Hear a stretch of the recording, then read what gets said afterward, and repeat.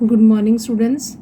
आज मेरी इस वीडियो में मैं केमिकल रिएक्शंस 10th क्लास का फर्स्ट चैप्टर स्टार्ट करने जा रही हूँ।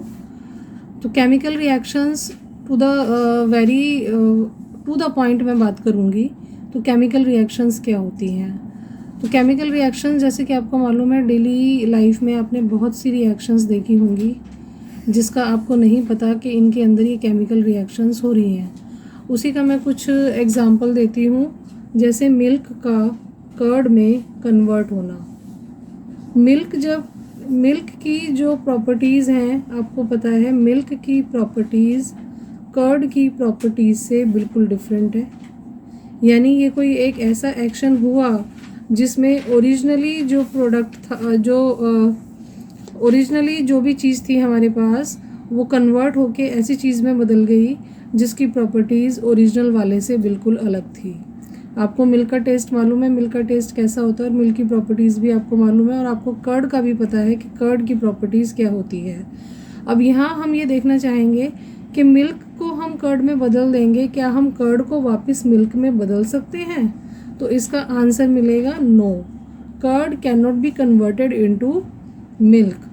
तो this process is called irreversible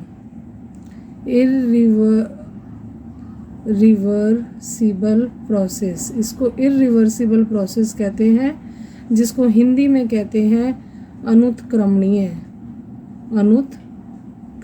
यानी जिसको वापस से पुरानी स्टेट में नहीं बदला जा सकता। तो यहाँ हमें मिल्क से एक नया तरह का पदार्थ मिल गया, नई तरह की चीज़ मिल गई जिसको कर्ड कहा जाता है, और दोनों की प्रॉपर्टीज़ बिल्कुल अलग हैं। तो यहाँ जो बदलाव हुआ, जो चेंज आया, उसको कहा जाता है केमिकल रिएक्शन। एक और केमिकल रिएक्शन हम डेली लाइफ में देखते हैं, पेपर को अगर मैं इग्नाइट करूं, माचिस की तिल्ली से जलाऊं, तो ये पेपर कन्वर्ट हो जाएगा ऐश में। क्या हम ऐश को वापस पेपर में कन्वर्ट कर सकते हैं? इसका आंसर है नो। तो ये भी एक इरिवर्सिबल प्रोसेस है, जिसमें रिएक्शन के बाद जो बना उसको हम वापस पुराने वाले पदार्थ में पुराने मैटर में चेंज नहीं कर सकते। तो ये इरिवर्सिबल प्रोसेस है, और इसमें इनिशियली हमारे पास कुछ और था, और जब केमिकल रिएक्शन हुई उसके बाद जो हमें मिला उसकी प्रॉपर्टीज़ इनिशियल वाले मैटर से बिल्कुल डिफरेंट होती है। तो एक तरह से बताऊँ मैं आपको, तो मैं ये कह सकती हूँ कि केमिकल रिएक्शंस वो रिएक्शंस हैं जिसमें पदार्थ का, मैटर का पूरा आइडेंटिटी ही उसकी चेंज हो जाती है, उसका स्वरूप बिल्कुल बदल जाता है। ऐसी रिएक्शंस को हम कहते हैं केमिकल रिएक्शंस। मेरे ख्याल से केमिकल रिएक्शंस आपको अच्छे से समझ में आ गई होगी। इसके कुछ एग्जांपल्स मैं आपको बता देती हूँ।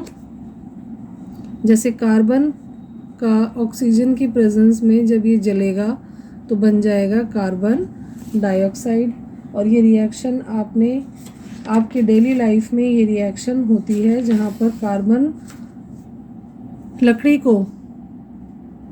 को जब हम जलाते हैं तो वो हमें देती है कार्बन डाइऑक्साइड गैस। ठीक है। आपके घर में जो गैस होती है, जो LPG जिसको कहते हैं, उसमें भी मीथेन गैस होती है, CH4। तो CH4 जब ऑक्सीजन के साथ इग्नाइट होती है तब भी यहाँ पर कार्बन डाइऑक्साइड बनेगा।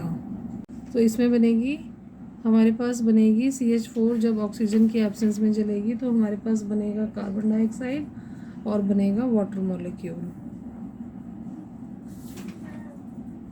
तो ये दो नए तरह के पदार्थ हमारे पास, दो नए तरह के मैटर जो है वो हमें मिल जाते हैं मीथेन गैस के जलने पर। तो ये सारी रिएक्शंस हमारी डेली लाइफ में हो रही हैं जो हम देख रहे हैं। तो मेरे ख्याल से आपको केमिकल रिएक्शंस अच्छे से समझ में आ गया होगा।